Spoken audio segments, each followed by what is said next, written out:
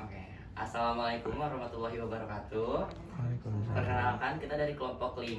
Kita sini kita mau wawancara tentang imunisasi nih, Bu. Ibu dengan bidan siapa? Bidan Dengan bidan Aan. Kita langsung aja ke pertanyaannya kali ya, Bu. Mengapa sih, Bu, imunisasi itu wajib diberikan kepada masyarakat, terutama ke anak-anak? Imunisasi itu merupakan untuk meningkatkan daya tahan tubuh masyarakat atau anak-anak. Jadi kenapa dia harus sangat penting diberikan? Karena vaksin itu kan ada tertentunya ya. Jadi kalau seorang yang sudah divaksin, dia daya tahan tubuhnya udah meningkat. Jika dia akan terserang penyakit tersebut, dia tidak akan separah orang yang tidak diimunisasi. Oke Bu, pertanyaan selanjutnya, apa saja sih jenis imunisasi yang akan dilakukan terhadap anak-anak? Mulai dari bayi ini baru lahir itu hepatitis, setelah itu usia 1 bulan BCG dengan polio, yang selanjutnya usia 2 bulan itu DPT, HIV, hepatitis, polio.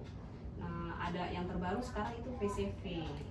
PCV itu untuk mencegah meningitis. Setelah itu DPT ini atau pentabio ini dia 3 kali, 2, 3, 4 bulan. Setelah itu PCV juga 3 kali, usia 2 bulan, 3 bulan, setelah itu usia 9 bulan. Kemudian vaksin campak terakhir itu di usia 18 bulan, itu booster campak dan booster pentabio atau DPT. Oke. Nah, kenapa sih, Bu, bayi itu perlu melakukan imunisasi untuk beberapa penyakit tertentu? Karena pada awalnya kenapa harus diwajibkan vaksin itu, karena dulu di negara kita penyakit tersebut pernah terjadi dengan kejadian luar biasa. Jadi angka kejadian penyakit itu sangat tinggi, maka akan kemungkinan untuk terkena penyakit berikutnya itu akan ada. Maka divaksin bayi-bayi tersebut akan rutin divaksin untuk beberapa jenis vaksin tertentu seperti DPT, campak. Jadi untuk mencegah gitu ya, Bu? DPT itu untuk mencegah difteri, pertusis, dan tetanus. Pertanyaan selanjutnya, kenapa sih Bu imunisasi pada beberapa anak itu dapat menimbulkan efek bengkak, nyeri, atau bahkan demam? Itu kalau untuk demam nih, pertama, kenapa dia terjadi demam? Demam kan vaksin itu kan biang penyakit yang kita lemahkan, yang kita masukkan ke dalam tubuh si bayi. Nah, dia untuk melawan penyakit itu, untuk menyesuaikan dengan tubuhnya itu ada timbul gejala demam. Sebenarnya itu tidak apa-apa karena bentuk reaksi tubuh menerima imunisasi itu, vaksin tersebut. Nah, kalau untuk rewel ya mungkin bayi ngerasa sakit karena disuntik dengan jarum yang tajam, itu dia akan rewel. Tapi beberapa anak kalau dia ambang nyerinya kuat ya nggak begitu rewel. Oke. Selanjutnya, bagaimana jika sistem imun bekerja tidak normal atau mengalami gangguan? Dan adakah kelainan yang terjadi pada sistem kekebalan tubuh anak? Itu untuk beberapa kasus bayi mungkin ya, karena dia kayak autoimun gitu.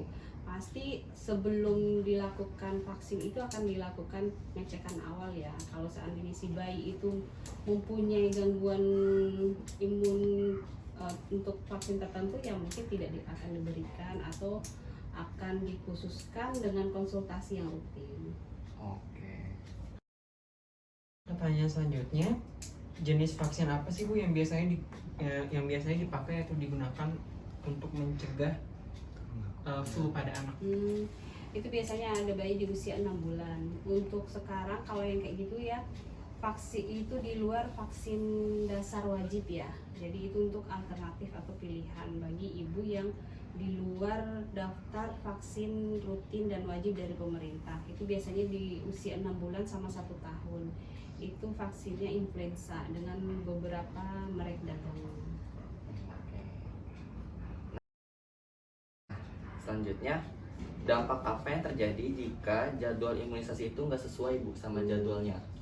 Jadi kalau tidak sesuai dengan jadwal itu kita tanya dulu kenapa tidak sesuainya. Kalau seandainya dia karena kondisi kesehatannya ya berarti kalau dia tidak sesuai jadwal akan mengganggu jadwal imunisasi berikutnya. Jadi biasanya si bayi itu tuntas di usia 9 bulan dia belum tuntas gitu. Jadi akan mundur, dan kalau seandainya tepat dengan sesuai dengan usia yang dianjurkan karena bayi tidak ada masalah kesehatan, sebaiknya sesuai jadwal biar lebih efektif.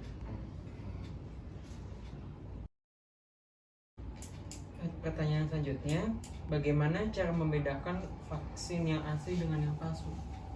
Vaksin sebenarnya sih agak sulit ya, tapi kita harus hati-hati melihat label obat vaksin itu yang keluaran resmi atau tidaknya. Itu bisa jadi dari bentuk cairannya sama kemasannya. Terus yang paling penting dari vaksin itu kita lihat barcode-nya itu lihat si vaksin udah masih bagus digunakan atau tidak.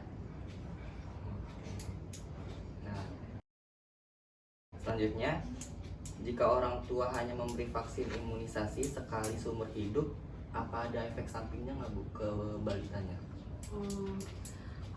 Tergantung jenis vaksinnya. Kalau ada vaksin single dosis itu berarti memang sekali untuk seumur hidup.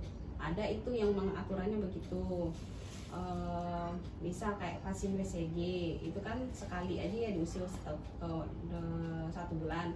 Kalau untuk vaksin yang lain misalnya dia bukan single dosis tapi untuk beberapa kali, tapi si ibu hanya mengasih 1 kali, efektivitasnya itu atau cara kerja vaksin itu tidak akan maksimal, bisa jadi tidak beraksi. Misal kalau untuk yang 3 kali cuma 1 kali dikasih, nah 1 kali ini belum ada efek apa-apa untuk tubuhnya, jadi makanya ada ulangan berikut. Oke, pertanyaan selanjutnya, ada nggak sih Bu cara mengatasi bayi yang rewel berkepanjangan pasca imunisasi?